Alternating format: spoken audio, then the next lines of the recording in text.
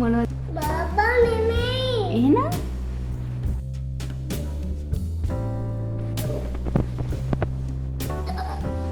උනාද? මොනවද? උනාද? මොනවද කියන්නේ? බර්ගර් බා. බබා නෙමෙයි. එහෙනම් මොනවද කියන්නේ? ඒ සෙසමි සීඩ්ස් නේ. මේක පුතාගේ එක. මේක අම්මිගේ අප්පච්චිගේ එක. 1 2 3. අපි තුන් දෙනාටම නේද? අන්න චීස් දාලා මෙන්න පිටරට දාලා මෙන්න මේ වගේ ටිකක් දාලා චිකන් පැටි එකක් දෙම්මා. පුතා ආසයිනේ. බලන්න කාලා බලන්නකෝ.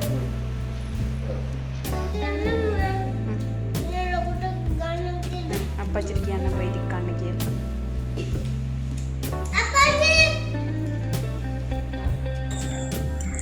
අයිබෝවන් අද මම ඔයාලට කියන්න යන්නේ බබාටයි මටයි හස්බන්ඩ්ටයි අපි තුන් දෙනාටම ගෙදර හදාගත්තු චිකන් බර්ගර් එකක් ගැන. චිකන් බිත්තර එකතු කරලා හදපු බර්ගර් එකක්. ඉතින් හරිම ලේසියෙන් හදාගන්න පුළුවන්. මම මේකට කැරට් ටිකක්, ඒ වගේම කටුනේරි චිකන් ටිකක්, සුදු ලූණු, ලොකු ලූණු ගෙඩියකින් භාගයක්, ඒ වගේම නිවිති කොළ දෙකක් වගේ මම අරන් තියෙනවා. මේකේ පෝෂණය තව ටිකක් වැඩි කරගන්න ඕනේ නිසා. ඔයාලට කැමති පලා වර්ගයක් එකතු කරගන්න පුළුවන්. ඊට පස්සේ මම ලුණු ටිකකුත් එකතු කරා, ගම්මිරිස් කුඩු ටිකකුත් එකතු කරා, කෑලි මිරිස් කුඩු ටිකකුත් එකතු කරා. මේ ටික ඔක්කොම එකතු කරලා මම මේ ටික හොඳට බ්ලෙන්ඩ් කරගන්නවා. දැන් හදාගත්තු මිශ්‍රණය මම අතේ පොල් තෙල් ටිකක් ගාලා නැත්නම් ටිකක් ඇලෙනවා වගේ. ඉතින් අතේ පොල් තෙල් ටිකක් ගාලා මම මේ විදිහට පැටි එක හදාගන්නවා. මම ටිකක් වැඩිපුර හදාගත්තා. අපිට දැන් අද මේක මම පුතාට අමතර වේලකට දුන්නේ. එතකොට මේ අපිට ආයෙමත් හදාගන්න පුළුවන් විදිහට මම ටිකක් වැඩිපුර හදාගත්තා. ෆ්‍රීසර් එකේ දාලා තිබ්බා. අපි තුන් දෙනාට තුනක් මම මේකෙන් හදාගෙන ඊටු ටික ෆ්‍රීසර් එකේ දැම්මා.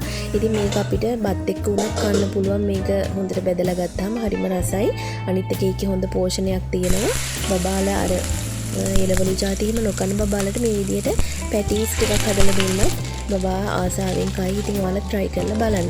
මම බර්ගර් බන් විදිහට මේ කීල්ස් එකේ මෙන්න මේ බර්ගර් බන් එක ගත්තේ. ඉතින් මේ ටික මම දැන් කපලා ගන්නවා. කපලා දෙකට කපලා ඊ ටිකත් පොඩ්ඩක් fry කරලා ගන්න ඕනේ pan එකේ. ඉතින් මුලින්ම මම බර්ගර්ස් තුන මේ විදිහට එළියට අරගෙන මේක දෙකට කපලා මේකේ මේ pan එකේ fry කරලා ඊට පස්සේ මම මේකට මයොනයිස් ටිකකුයි තක්කාලි සෝස් ටිකකුයි ගා ගන්නවා. ඊට පස්සේ තමයි අපේ මේ බර්ගර් බන් එක පිළිවෙලට හදාගෙන යන්නේ. ඉතින් ඔයාලා වීඩියෝ එක අවසාන වෙනකම් බලන්න. ඔයාලට පැහැදිලි ඇති මම කොහොමද මේක හදාගෙන යන්නේ කියලා.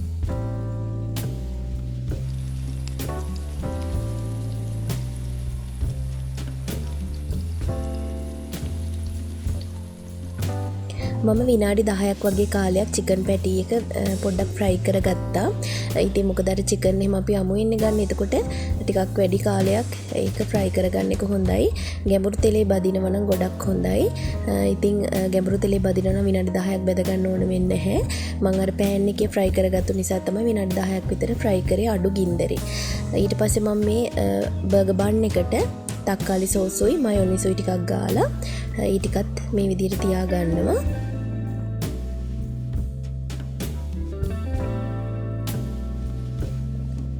මම මේ බර්ගර් බන් එකට බිත්තරත් එකතු කරලා හදන්නේ. බිත්තර ඔම්ලට් එකක් දාගන්නවා. බිත්තර 3කින් මම ඔම්ලට් එකක් දාගත්තා. ඊට පස්සේ ඒකත් මම කෑලි 3කට කපලා බර්ගර් බන් එකට එකතු කරගන්නවා. දැන් මම මුලින්ම බර්ගර් බන් එකට චිකන් පැටි එක තියලා ඊට පස්සේ චීස් ස්ලයිස් එකක් තිබ්බා.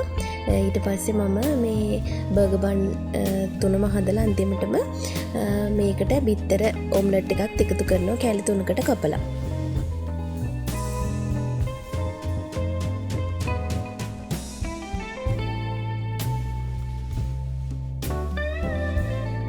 මගේ හස්බන්ඩ්ගේ බර්ගර් බන් දෙකට මම සලාද කොළ දෙකකුත් එකතු කරගත්තා. පුතා ඉතින් සලාද කොළ කන්න කැමති නැති නිසා එයාට සලාද කොළ එකතු නොකර එයාට බිත්තර ඔම්ලට් එක විතරක් එකතු කරා. ඉතින් මේ බර්ගර් බන් එක හරිම රසයි. අපිට කඩෙන්න මේ වගේ කෑම කන්න ඕනේ නෑ. කඩේ රසට අපිට ගෙදරම මේ වගේ රස කෑම හදාගෙන කන්න පුළුවන්. ඉතින් ඔයාලා බලන්න බබාට මේ කෑම එක හදලා දීලා බබාගේ අමතර වේලකට වගේම බබාට ප්‍රධාන වේලකට උනත් තවත් මොනවා හරි දේවල් ටික එකක් එක්ක දැන් අපිට පුළුවන් වුණනම් ෆ්‍රෙන්ච් ෆ්‍රයිස් ටිකක් හදලා දෙන්න මේ වගේ කෑමක් එක්ක. එතකොට ඉතින් තවත් පෝෂණය වැඩි වෙනවා. බබාගේ බර වැඩි කරගන්නත් ඔයාලට පුළුවන් වෙනවා. බබාලා බත්ම කන්න ආස නැති නිසා අපිට පුළුවන් මේ වගේ විශේෂ දේවල් බබාලට ඉඳලා හිටලා හදලා දෙන්න. ඒ වගේම ලන්ච් බොක්ස් එකකට බබාට නර්සරි යනකොට උනත් මේ වගේ කෑම එකක් සුදුසුයි. ඉතින් මම ආයෙත් අලුත් වීඩියෝ එකක් අරන් එන්නම්. ඔයාලා හැමෝටම සුබ දවසක් කියලා ආදරෙන් ප්‍රාර්ථනා කරනවා.